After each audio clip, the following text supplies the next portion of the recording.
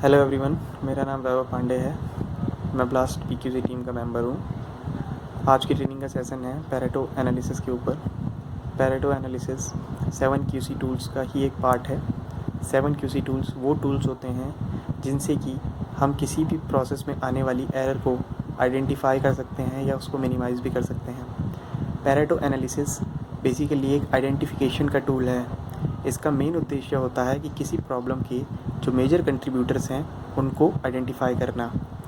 Pareto analysis को हम 80-20 rule भी कहते हैं, क्योंकि इसके अकॉर्डिंग अगर किसी भी प्रॉब्लम में जो मेजर कंट्रीब्यूटर्स हैं हम उसके 20% मेजर कंट्रीब्यूटर्स पे काम कर लें तो 80% प्रॉब्लम या 80% जो भी प्रॉब्लम है वो कम हो जाएगी। तो इसे हम समझते हैं कि एग्ज़ाम्पल के तौर पे। तो ये वो एग्ज़ाम्पल है जिससे कि मैं आप लोगों को समझाऊंगा कि पैरेटो चार्ट बनता कैसे है और इसका असली उद्देश्य क्या है। तो ये यहाँ पर एक मैंने सिचुएशन ले ली है जिसमें कि हमारा ये डिफेक्ट्स हैं जो कि हमारे एफ के कंट्रीब्यूटर्स हैं। ये टोटल कंट्रीब्यूटर्स हैं, मतलब जो हमारा एफ है उसके टोटल कंट्रीब्यूटर्स ये 5 डिफेक्ट्स हैं। ये 5 डिफेक्ट्स उसमें आए हैं। तो सबसे पहले हमने क्या कर दिया, ये डिफेक्ट्स हैं dead, low wattage, blast, high wattage, blinking. हमने सबसे पहले इनकी फ्रीक्वेंसी वाइज डिक्रीजिंग ऑर्डर में लगा दिया, मतलब घटते हुए क्रम में हमने इसे सेट कर दिया। घटते हुए क्रम में सेट कर दिया। उसके बाद हम इसका टोटल ले लेंगे। टोटल लेने के बाद हम इसकी परसेंटेज निकाल लेंगे। परसेंटेज कैसे निकालेंगे, this quantity divided by total into 100, वो परसेंटेज आ जाएगा। ऐसे ही सबका परसेंटेज निकालने के बाद हम इसका क्यूमुलेटिव परसेंटेज निकालेंगे।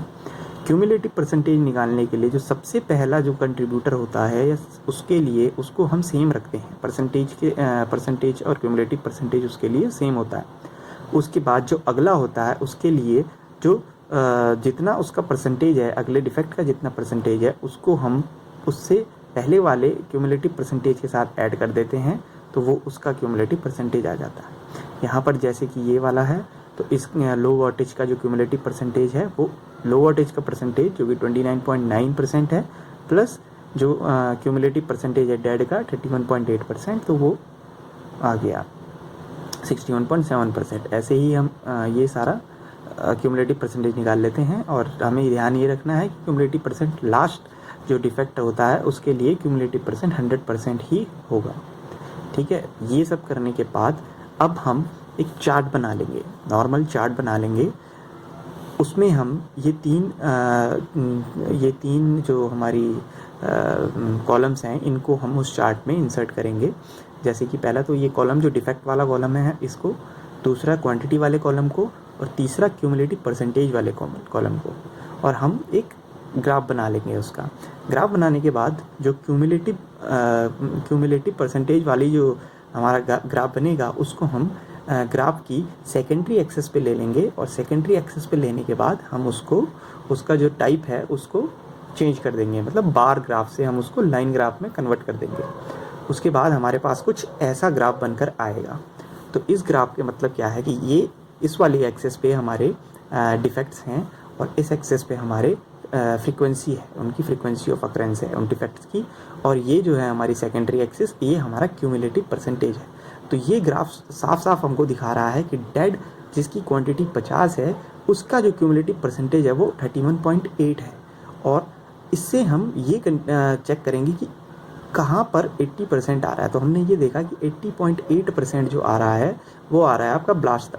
तो इस पूरे ग्राफ को देखकर हमें ये पता लग गया कि जो हमारा एफओआर है उसके जो मेजर कंट्रीब्यूटर्स हैं, अगर हमें उसको रिड्यूस करना है तो हमें इन 3 डिफेक्ट्स पर काम करना पड़ेगा, डेड, लो वॉटेज और ब्लास्ट। अगर हम इन तीनों डिफेक्ट को ख़त्म कर देंगे, एलिमिनेट कर देंगे, तो हमारा एफओआर 80% से रिड्यूस हो जाएगा। ठीक है, तो यही हमारा पैरेटो एनालिसिस का मेन काम होता है कि वो हमें ये दिखाता है कि जो भी प्रॉब्लम आ रही है उसके जो कंट्रीब्यूटर्स हैं वो कंट्रीब्यूटर्स में से मेजर कंट्रीब्यूटर कौन है जिसके ऊपर हमें काम करना है, जिससे ये हमें ज़्यादा से ज़्यादा फ़ायदा हो।